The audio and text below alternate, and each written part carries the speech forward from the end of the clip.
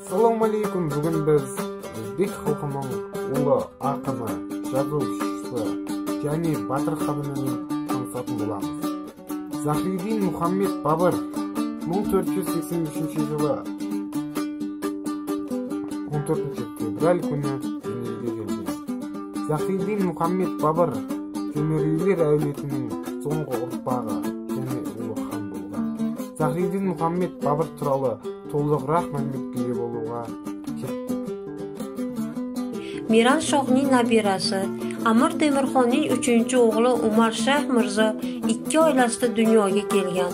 Bobur otasining tarafida Temuriylar, onasi esa Chingizlardan edi. Chag'atay turklarni ona tili deb bilgan va fors tilida ham yaxshi so'zlagan. 20-asrning boshlarida Ingliz merosi olimi Bobur Anetti uni turk Barlas deb ataydi. Ona Bobur Qutlug' Nigar xonim.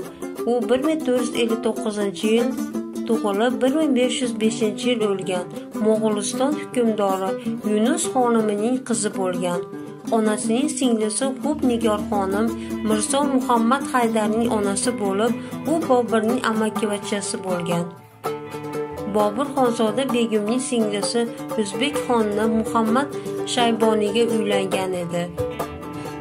Siyosiy tarjimasi 1494-yil 1504-yillarda Farg'ona hokimi, 1504-yil 1526-yillarda Qobul hukmdori, 1507-26-yillarda Titir podshohlari bo'lgan Temuriylar imperiyasining rahbari, 1497 1498 va 1511-12-yillarda Movarunnahar hokimi, 1512-26-yillarda Qandahor hukmdori, 1526 yoki 1530-yillarda otasini erta yo'qotib, bema'ni avtohalokat natijasida vafot etgan.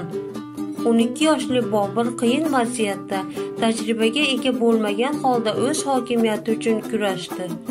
Biroq uning butun boshlig'i bo'lish istagi shunchalik katta ediki, yoshligida u hokimiyat uchun kurashga qaror qildi.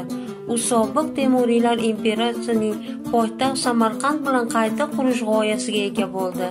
1497-yilda u Samarqandni egallab olishga muvaffaq bo'ldi, ammo u 4 oydan kam vaqt davomida ularni boshqardi.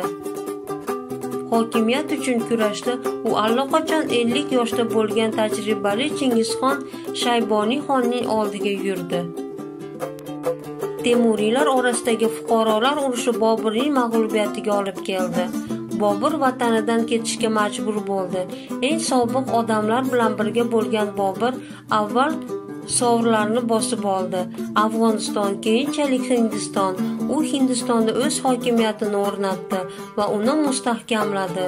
O'sha davrning eng boy podshohlaridan biriga aylanib, u hali ham o'z vatanini sog'inib kelmoqda.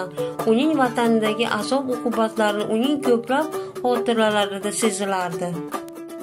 1500-yillarda uni Shayboniy xon Afg'onistondan quvib chiqaradi va u yerda 1504-yillarda o'zi tomonidan qabul qilingan poytaxtni Qobulda yangi davlat quradi. Bobur podshoh unvonini oldi. 1508-yillarda Qobulda u Sadoqat bog'ini qurdi. 1512-yilgacha u Buxoro va Samarqandni qaytarishga urinib ko'rdi.